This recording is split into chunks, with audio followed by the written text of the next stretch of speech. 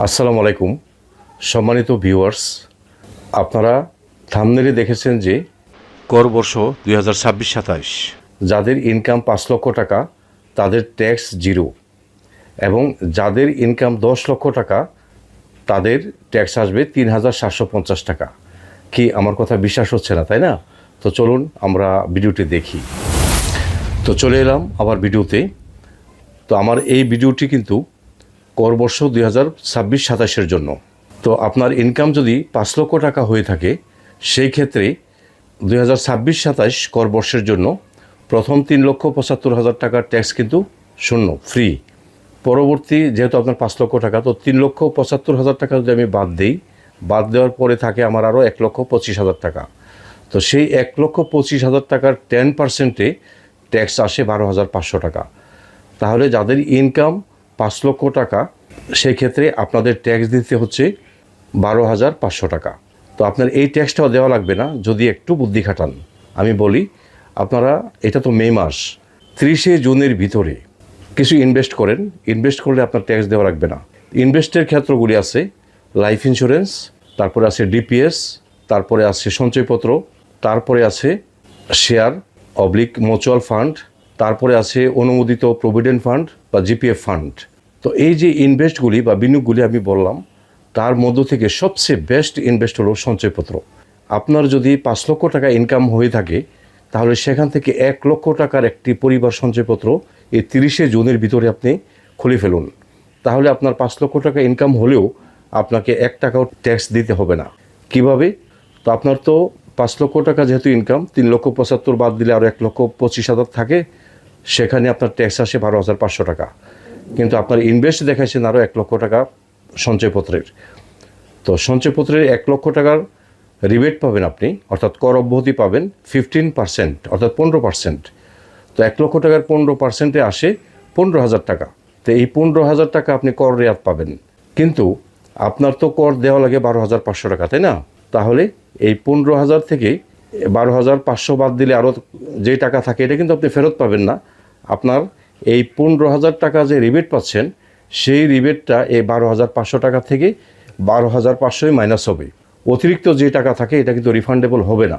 তখন দেখা যাচ্ছে যে আপনার 5 লক্ষ টাকায় ইনকাম হলেও আপনার ট্যাক্স 0 টাকা আসছে।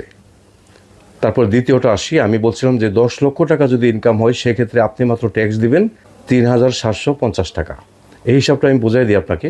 আপনার যদি বাৎসরিক ইনকাম 10 লক্ষ টাকা হয়ে থাকে সেই ক্ষেত্রে আপনার ট্যাক্স আসবে প্রথম 10 লক্ষ থেকে 3,75,000 মাইনাস দেন। মাইনাস দেওয়ার পরে থাকে 6,25,000 টাকা।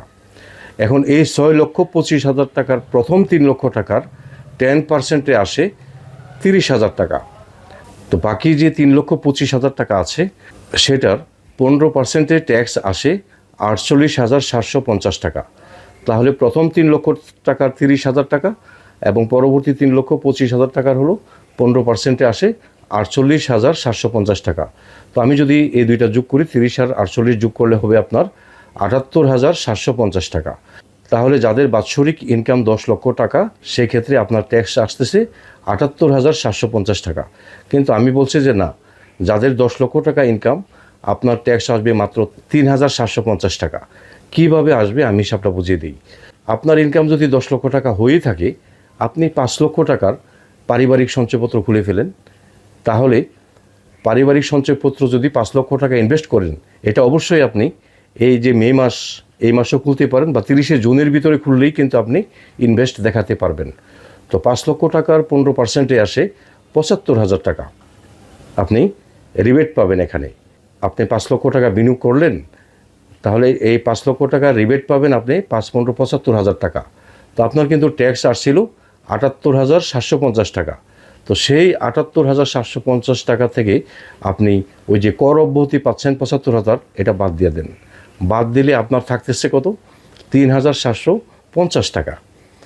তাহলে এইভাবে আপনি যদি বুদ্ধি খাটিয়ে কাজ করেন আপনাকে কিন্তু ট্যাক্স তেমন একটা দেওয়া লাগে না। আপনি ইনভেস্ট করলে এটা তো আপনারই থাকবে, কারণ সঞ্চয়পত্র করলে এখান থেকে সঞ্চয়পত্র আপনি মুনাফা পাবেন। আবার সেই সঞ্চয়পত্রের টিডিএস খাতলে এটাও কিন্তু আপনি ক্লেম করবেন, হ্যাঁ, আগামী বছরে। এবার তো আর ক্লেম হবে না, এটা ইনকামেও আসবে না, এটা শুধুমাত্র ইনভেস্টে দেখাবেন যারা এই 30শে জুনের মধ্যেই সঞ্চয়পত্র খোলেন। তারা শুধুমাত্র ইনভেস্টে দেখাবেন, এটা কিন্তু ইনকামে দেখাবেন না। আবার আগামী রিটার্নে যে 27-28 যখন রিটার্ন দেবেন তখন এই সঞ্চয়পত্রটা কিন্তু আপনি ইনকামেও দেখাবেন। তো এইভাবে আপনারা আপনাদের ট্যাক্সটা নিজেরাই কমিয়ে নিতে পারেন। তো এই ছিল আমার আজকের ভিডিও।